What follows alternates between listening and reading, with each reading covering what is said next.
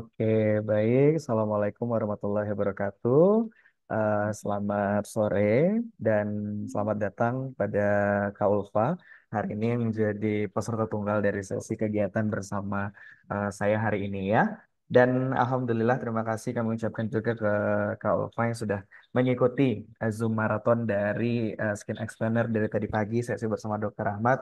Terus juga dilanjutkan dengan Kak Asla untuk proses R&D, dilanjutkan dengan Kak Yuni juga untuk proses keuangan. Dan di sesi terakhir ini, izinkan saya sedikit membagikan hal-hal mungkin yang sifatnya bisa, semoga ini bisa diimplementasikan kepada bisnisnya Kak Ulfa. Baik, hari ini saya mengangkat judul tentang database melimpah tapi sales nggak bergairah. Kira-kira apa ya yang salah gitu? Meningkatkan efektivitas komunikasi dan penjualan dengan pengelolaan database WhatsApp. Nah, di sesi kali ini saya sangat mengharapkan sekali kita bisa interaksi ya Kak ya. Jadi nanti mungkin apabila ada pertanyaan di tengah silakan ditanyakan, tidak apa-apa. Atau ada yang ingin konfirmasi silakan untuk dikonfirmasi saja, tidak apa-apa. Nah, Oke. yang pertama saya di sini ingin mengajak dulu kita memahami dulu bagaimana sih mindset dan cara memulainya untuk kita bisa mengetahui nih, bisa memaksimalkan database ini lebih maksimal lagi dari sebelumnya. Nah, menurut dari Kak Ulfa nih, karena audiens saya hari ini Kak Ulfa ya, Mhm. definisi dari database itu apa nih menurut Kak Ulfa? Database tuh kayak semacam data customer. Kalau Mhm. saya pribadi yang bisa kita olah, kalau kita udah punya database ini, kita udah punya data pelanggannya, kita mau jual apapun, insya Allah ke depannya kita udah punya wadah kayak gitu, kayak wadah untuk kita menuju jalan klinik ini sih, gitu menurut saya. Oke, baik. Berarti database adalah data customer yang telah kita miliki, bukan hanya informasi pribadi, tapi juga sudah termasuk riwayat perawatannya dia ya. Iya, benar Oke, sekali. baik. Nah, itu sudah tepat sekali Kak Ulfa dari apa yang Kak Ulfa sampaikan. Mungkin saya sedikit menambahkan juga ya, Mhm. database ini bisa kita definisikan juga sebagai data kontak. Nah, ini tadi sudah beyond sekali. Berarti Kak Ulfa sudah mulai memahami gitu ya bahwa database itu eh, bukan cuma nomor handphone, tapi juga mengenai data pribadi. Nah, terkadang bagi bisnis kita melihat database itu dari dua perspektif, Kak. Ada satu yang kita sebut data customer, yaitu adalah database dari para customer kita yang telah Mhm. mencoba produk ataupun layanan yang kita berikan. Namun ada juga namanya database yang berupa leads atau prospek. Nah, leads atau prospek ini biasanya adalah database atau data informasi pribadi yang bisa kita dapatkan dari nomor handphone ataupun juga sosial media dan lain sebagainya bagi mereka yang mulai menunjukkan ketertarikan kepada bisnis kita. Jadi ada dua peruntukannya. Bagi database customer itu kita bisa melihat fungsinya apa sih? Fungsinya satu nanti kita bisa mengetahui nih riwayat pembelanjaannya seperti apa dan kita bisa memberikan penawaran-penawaran spesial kepada customer yang sudah melakukan pembelanjaan. Tujuannya adalah data customer ini untuk membentuk namanya customer retention atau pembelian repeat order oleh database customer. Tapi ada juga database di mana orang-orang ini baru menunjukkan ketertarikan ingin membeli produk atau layanan kita. Kita kan otomatis tidak tahu nih preferensinya seperti apa. Dan itu juga kita anggap sebagai sebuah database. Kenapa? Ini menjadi modal utama. Dalam sales funnel nanti kita akan bahas juga ada beberapa tahap-tahapan yang perlu kita simak bersama-sama ya. Jadi kita Oke. sepakati dulu pada kesempatan kali ini bahwa database itu bukan hanya data nomor handphone saja. Karena banyak data-data yang perlu kita kembangkan lagi dan masing-masing database ini pasti akan dikelola dan diolah dengan cara yang berbeda. Nah, database pemasaran yang efektif itu mencakup informasi tentang pelanggan yang sudah ada atau calon pelanggan yang telah menunjukkan minat atau keterlibatan dengan perusahaan. Ini menurut Philip Kotler, Bapak Marketing Management ya, beliau menyampaikan, jadi database pemasaran yang efektif itu bukan cuma data pelanggan yang sudah ada, tapi yaitu calon pelanggan yang telah menunjukkan minat atau keterlibatannya dengan perusahaan. Misalkan dia sudah aktif dalam replay story sosial media kita atau mereka aktif dalam komentar di sosial media kita. Nah, ini bisa disebutkan juga sebagai data pemasaran yang efektif. Karena kenapa? Nanti akan kita bahas.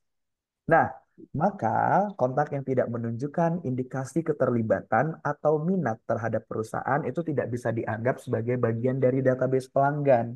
Ini menurut penelitian dari Jatsis Anseit dan Abdul Parifatar pada tahun 2001. Nah, terkadang kita tuh sering terkecoh dengan ya udah deh saya join grup ini biar saya bisa ngambil database dari grup ini atau saya beli database deh gitu atau saya join satu komunitas deh gitu. Sedangkan komunitasnya bisa jadi atau grupnya bisa jadi tidak relevan dengan bisnis yang saat ini kita jalankan. Nah, artinya itu terjadi inefisiensi ketika kita mengumpulkan nomor-nomor bagi orang yang tidak memiliki karakteristik yang menjadi potensial bisnis kita. Untuk apa nih kita ngedapetin atau kita ngikutin ngambil kontak orang-orang di dalam grup, misalkan ada grup masak, ada grup olahraga dan sebagainya, tapi mereka belum pernah terpapar atau mereka tidak menunjukkan adanya ketertarikan, itu akan menjadi satu hal yang effortful untuk bisa kita lakukan. Jadi, untuk memaksimalkan atau menjadikan data pemasaran ini lebih efektif, kita sangat amat bisa menggunakan data pelanggan yang sudah ada atau data pelanggan yang sudah menunjukkan keterkaitan atau keterlibatannya pada perusahaan atau bisnis kita. Nah, ini nih, tiga kriteria database potensial yang mungkin secara sederhananya bisa kita ambil. Yang pertama adalah mereka yang menunjukkan keterlibatan aktif dan minat yang terbukti. Gimana maksudnya gitu? Keterlibatan yang aktif dan minat terbukti ini menunjukkan mereka lebih dulu menghubungi kita. Terkadang kita pakai iklan, atau kita menyebar brosur, atau kita join ke dalam satu event gitu ya. Dan memang setelah itu kita memberikan marketing materi kita atau media promosi kita dan awal dan interaksi itu dimulai dari yang bersangkutan menghubungi nomor kita itu tanda poin satu. Dia menunjukkan keterlibatan aktif dan minat pada kita. Ini yang akan perlu kita kategorikan nanti, karena ini yang menjadi potensial sekali. Atau dia bersedia untuk mengisi form atau memberikan data informasi pribadi untuk dihubungi secara sukarela. Nah, biasanya kan kita kadang buat ada iklan landing page, atau kita buat Google Form, atau kita buat hal-hal lain yang memang meminta mereka untuk mengisi satu hal yang sifatnya data informasi untuk bisa kita follow up selanjutnya. Bukan hanya aktif, yang kedua adalah tadi yang seperti saya sampaikan, relevansi dengan segmentasi pasar. Jangan sampai kita mengupayakan untuk join ke satu grup, kita bergabung ke komunitas, namun komunitas atau grup tersebut tidak menunjukkan relevansinya dengan bisnis kita. Seperti itu. Dan apa ya? Upayakan juga itu mencerminkan karakteristik, kebutuhan, dan preferensi pelanggan potensial kita yang sesuai. Jadi jangan cuma banyak-banyakan database, tapi upayakan dalam proses menentukan prospek atau leads pun kita perlu memperhatikan juga ketersesuaian mereka dengan karakteristik atau kebutuhan dan preferensi.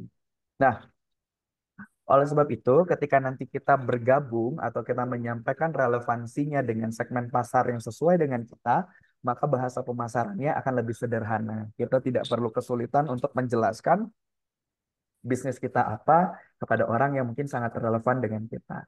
Yang pasti terakhir adalah kualitas dan akurasi data, karena efektivitas penggunaan sumber daya manusia ini dapat dimaksimalkan sekali untuk fungsi CS-nya. Saat ini Kak Ulfa kalau boleh tahu CS-nya sudah ada berapa orang? Baru satu. Oke, baru satu tapi sudah sangat support ya untuk Ya, usahanya ya. Oke, untuk awal ini udah alhamdulillah support. Alhamdulillah. Nah, ini nanti mungkin bisa diinformasikan juga kepada tim customer service-nya gitu ya, bahwa nanti dalam melakukan proses namanya customer service atau misalkan menjadi sales juga, nah keterlibatan atau relevansi segmen pasar ini yang perlu dia perhatikan juga. Karena kenapa? Dalam mengelola database ini, customer service itu menjadi tombak utama. Karena kenapa? Di database itu kita tidak bisa menggunakan data 3 bulan lalu untuk kita gunakan 3 bulan ke depan.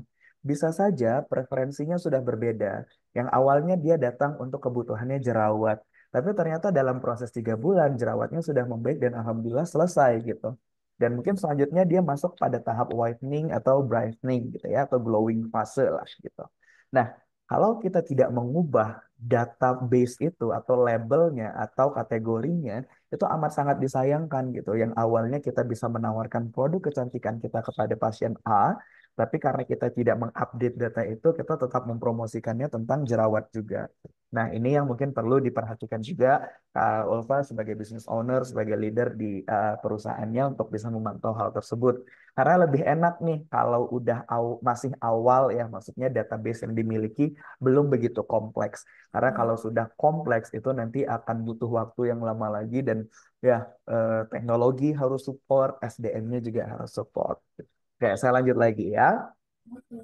Nah, dan upayakan untuk menghindari dua hal ini karena selain tidak maksimal, insya Allah juga tidak berkah. Yang pertama itu adalah scraping, yaitu mengambil data kontak dari grup yang bukan bisnis tanpa pengetahuan orangnya, kita join gitu kan ya.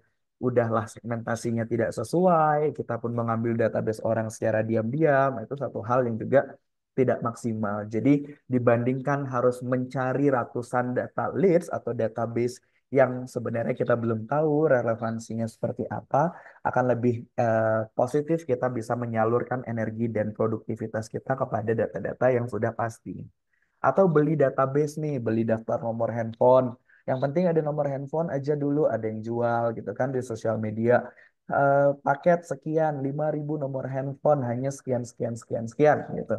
Bayangin aja gitu, kita sebagai pelaku usaha melakukan hal tersebut.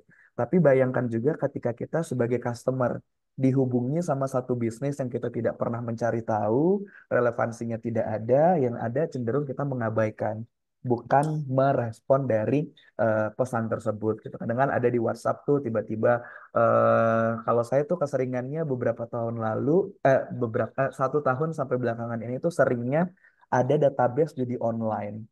Nah, itu tuh semenjak adanya informasi kebocoran data. Nah, itu kan salah satu upaya yang mungkin ya bagi orang yang tidak minat ya pasti akan diabaikan. Jangan sampai kita juga melakukan hal yang sama seperti itu.